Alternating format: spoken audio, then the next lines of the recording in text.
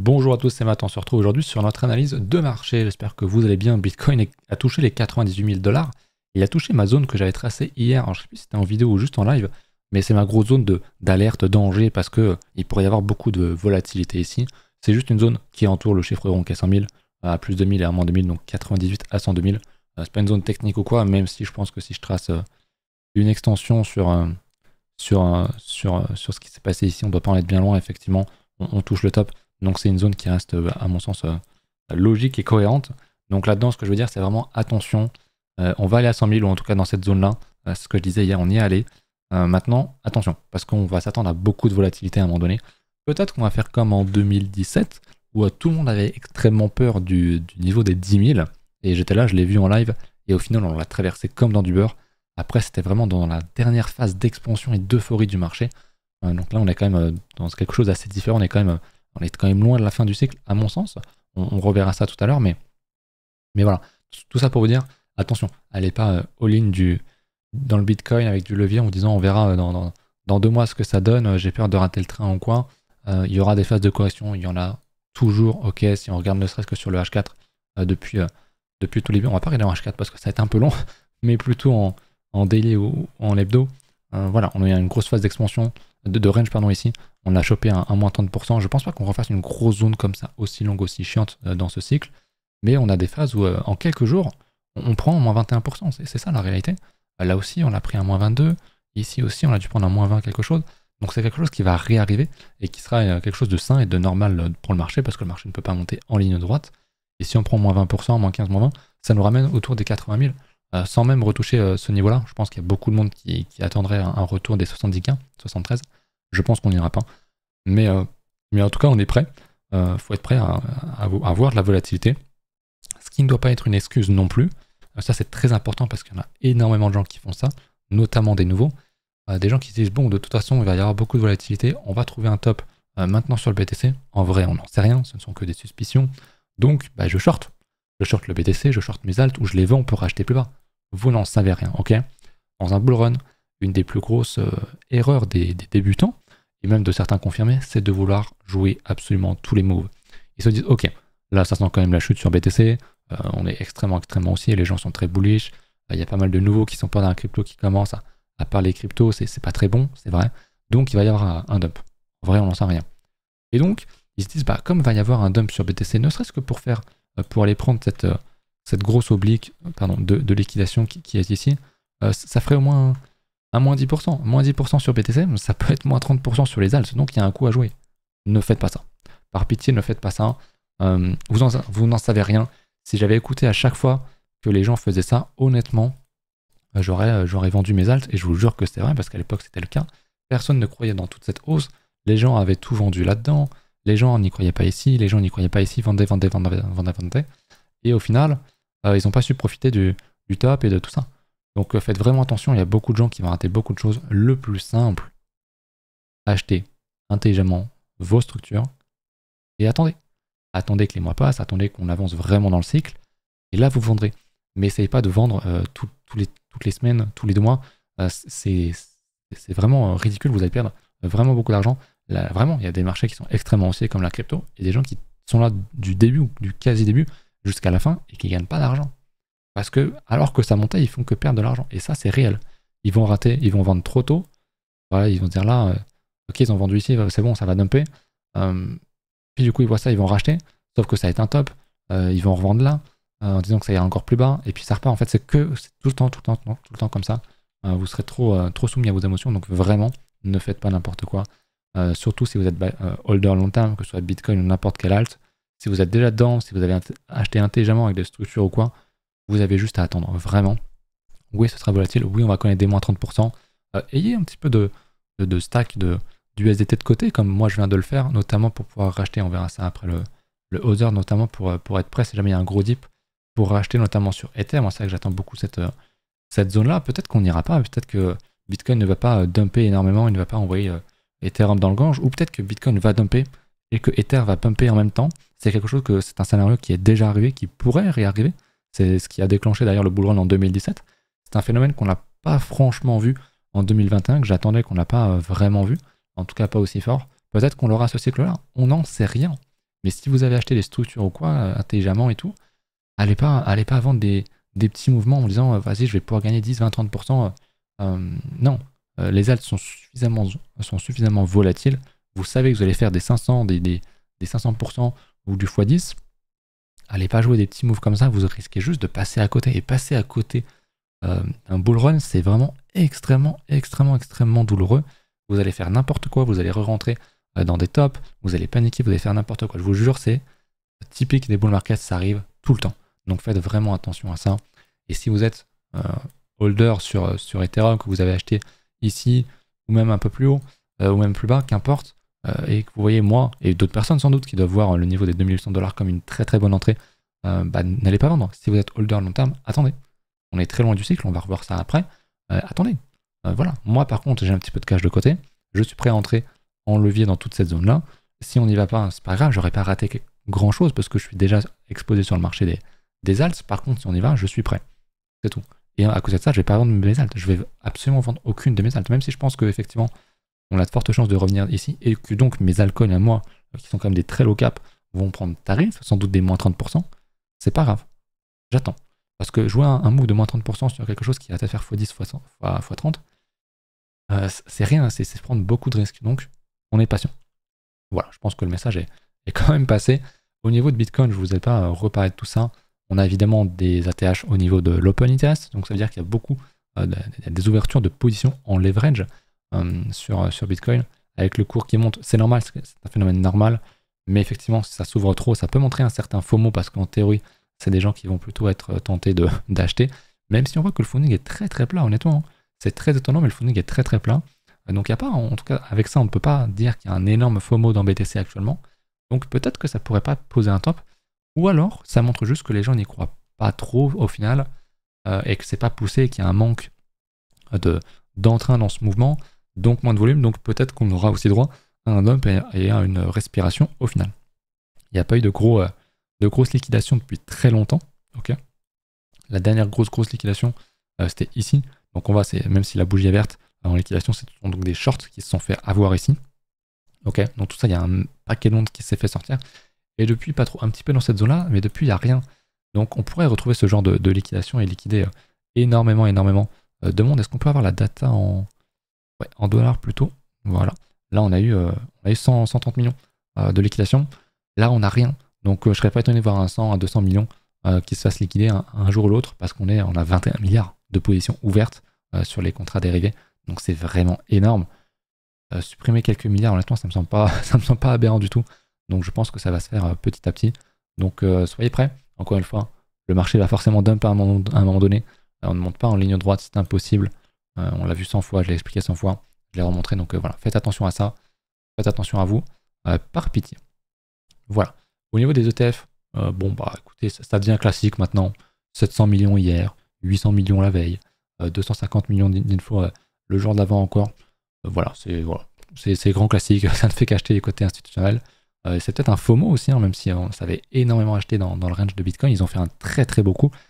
Peut-être que ça va commencer à prendre des profits partiels. Ce n'est pas impossible, peut-être qu'on va commencer à ralentir. On a déjà eu pas mal de ventes le 14 et 15 novembre, donc c'était sans doute des gros profits. On va sans doute revoir ce phénomène-là. Mais pour l'instant, on est quand même très haussier. Je vous rappelle encore une fois que ça représente que 6-7% du volume qu'on fait sur le marché. Donc c'est un bon point positif, mais ça ne drive pas non plus le market. Ok. Bon, voilà pour ça. On va parler évidemment d'Ether. Je voulais y revenir. Peut-être zoomer un petit peu sur le H1, voir ce qui se passe sur le H4. Moi j'aime bien le H4. Bon, on voit qu'on a un range / double bottom de continuation ici. Donc c'est aussi ce qu'on casse ici. Hein. On a une belle résistance qui casse ici, un beau range. Donc c'est aussi, honnêtement, très belle bougie H4 sur Ether. On est sur du quasi 7%, donc c'est très costaud. Bon, ça reste un petit mouvement, ça ne veut pas dire qu'on n'ira pas chercher ma zone. Encore une fois, si on n'y va pas, moi je m'en fous, mais complet. Je suis déjà très bien exposé dans le marché crypto, mais je la laisse parce que je m'attends à un moment donné ce qu'on prenne tarif dans le marché. Ça arrive toujours. Est-ce qu'on prendra suffisamment tarif pour permettre à Ether d'aller chercher au moins cette zone-là? Je ne sais pas. On peut aussi très bien prendre tarif sur Bitcoin sans prendre tarif sur les alts, en n'ayant qu'un range, ce qui du coup inverserait la dominance de Bitcoin. À un moment donné, on va la retourner. Ça pourrait se faire sous cette forme-là. Donc on le verra. On est proche quand même de faire un plus haut sur Ether par rapport au niveau qu'on a fait il y a quelques jours. Donc j'attends, mais c'est pas parce qu'on fait un plus haut qu'on ne retournera pas dans cette zone-là. Au contraire, hein, plus il prend de l'avance, plus il y a un dump, il y a de chances qu'il aille dans cette zone-là et pas plus bas. Donc moi je change pas mon plan, c'est trop tôt pour changer mon plan. Mon plan changera si effectivement on casse et qu'on fait un plus haut et qu'on casse les 4000. Là je me dirais ok, cette zone-là n'est plus pertinente. Donc j'attendrai, à moins qu'on fasse vraiment un fake out, qu'on prenne juste vraiment de la liquidité et qu'on dump tout le marché pour aller chercher ça. À ce compte-là, je laisserai mon niveau, mais dans 3 mois, dans 5 mois, mes ordres ne sont plus en attente ici, c'est sûr et certain. Vraiment qu'on soit bien d'accord là-dessus. Bref, voilà pour Ether. Au niveau de mon plan, je vous en ai pas reparlé aussi, mais on est en extreme grid, ce qui montre quand même un certain FOMO au niveau des réseaux sociaux. Il y a pas mal de gens qui n'étaient pas là, notamment des influx qui ne sont pas du marché crypto qui commencent à en parler, ce qui est un premier signe c'est peut-être temps de corriger un petit peu. Ceci dit, comme on le voit au niveau des alts, là on le voit, c'est le taux de financement, donc le funding rate sur les alts, enfin sur tout le marché, il y a Bitcoin aussi, il est assez bas, ok. Quand on compare au top qu'on avait en mars, là on était quand même très très exposé, il y avait des gros pourcentages. Là il n'y a rien, honnêtement, à part sur quelques alts qui doivent être vraiment très volatiles comme le Go, donc forcément il y a des gens qui sont très à l'achat là-dessus, également sur le Mudeng, bon c'est globalement des mêmes coins, donc, mais de manière générale il n'y a rien. Donc c'est pour ça que je dis que vendre des alts ici, c'est vraiment risqué. C'est vraiment prendre le risque de voir le mouvement partir sans soi. Donc encore une fois, tranquille, on attend, on est patient. Ça fait des mois qu'on attend, voire des années pour certains. On est ensemble. On va pas vendre maintenant. C'est vraiment trop con à mon sens. Voilà pour ça. On va regarder du coup les indices qui vont nous permettre de regarder des choses très intéressantes. Avant ça, je vous rappelle, dans la description, il y a mes liens référals si jamais vous cherchez à acheter. Ça peut vous intéresser à acheter des alts, à commencer à déposer de l'argent. N'hésitez pas, vous me soutenez et vous payez moins de frais aussi. Tout le monde y gagne, sauf l'exchange. Ça rentre dans leur budget marketing, donc n'hésitez pas. Vous avez tout intérêt à le faire. Et en plus de ça, si jamais vous êtes intéressé par l'école, qui est gratuite pour ceux qui sont passés par mon lien référal, eh ben n'hésitez pas. Ça se passe sur le Discord, tout est expliqué en description également pour les liens. Au niveau de la capitalisation boursière du marché crypto, on vient tout juste de faire un ATH. C'est haussier. Point. Historiquement, l'ATH, on le détruit à chaque fois. Ok, donc c'est pour ça que je dis qu'on est loin du top. On a encore, la dernière fois qu'on l'avait cassé, on avait fait 45 bars hebdomadaires derrière. Donc 45 bars, ça nous donnerait un top pour septembre 2025. On a le time. En 2016. En 2017, alors la tâche devait être à peu près par là. On avait fait pareil, 45 bars à peu près, 50 bars, donc on a le temps, ok. Même si c'est jamais vraiment à 100% pareil, globalement on voit quand même que les cycles se ressemblent quand même pas mal. C'est jamais différent, en tout cas jusqu'à la preuve du contraire, ça ne l'a jamais été, donc il n'y a pas de raison de croire que ça va l'être. J'attends mes niveaux d'extension beaucoup plus loin, on en reparlera, mais tout ça pour dire qu'on est vraiment loin d'un top. Ce qui n'empêche pas d'ailleurs d'avoir un petit retracement, un petit retest pour repartir derrière. C'est pas du tout impossible au niveau du market cap crypto. Le total 3 qui enlève Bitcoin et Ether dans le calcul vient de faire un plus haut. Ok, donc merci Solana notamment. Donc c'est très haussier, il n'y a pas une grosse consolidation, je l'avais dit. Toute cette peur, toute cette douleur qu'on a fait en 21 bougies, on allait le rattraper en 2 fois moins de temps. C'est ce qu'on a fait en une dizaine de bougies. Donc c'est arrivé, il y avait des très bonnes entrées ici. J'étais extrêmement bullish sur les bottoms. Vous pouvez regarder les dates et regarder mes vidéos sur YouTube. C'était assez évident, pas mal de peur. Donc on a bien racheté tout ça. C'était un vrai plaisir. Maintenant on est patient. Voilà, on n'a pas encore fait d'ATH sur ce market cap ici. Et sur le market cap du marché crypto sans le top 10, donc sans Solana, BNB, etc. qui pousse quand même pas mal à la hausse. On a fait notre test. On vient de faire tout juste une congestion ici, une structure. On vient tout juste de la casser, ok. Donc c'est extrêmement bullish. Effectivement, moi je suis prêt, si jamais on a un dump du marché, qu'on vienne retester ça et à entrer en position, pour le coup sur Ether, ou en soi je pourrais changer le plan et aller partir sur des alts, renforcer un petit peu, mais je pense que je partirai sur Ether en levier. Et si ça arrive pas, bah c'est pas grave. Si on va pas ça, j'aurai pas un manque à gagner au coin, parce que je suis déjà massivement dans le marché des alts. Donc dans tous les cas, moi j'ai créé ce scénario pour moi où, quoi qu'il arrive, je m'en fous, je suis prêt, je suis dedans. Donc voilà, soyez prêts. Si pour votre psycho, pour votre plan, vous avez besoin d'avoir du cash, ayez-en. Si c'est pas le cas, n'en ayez pas ou très peu.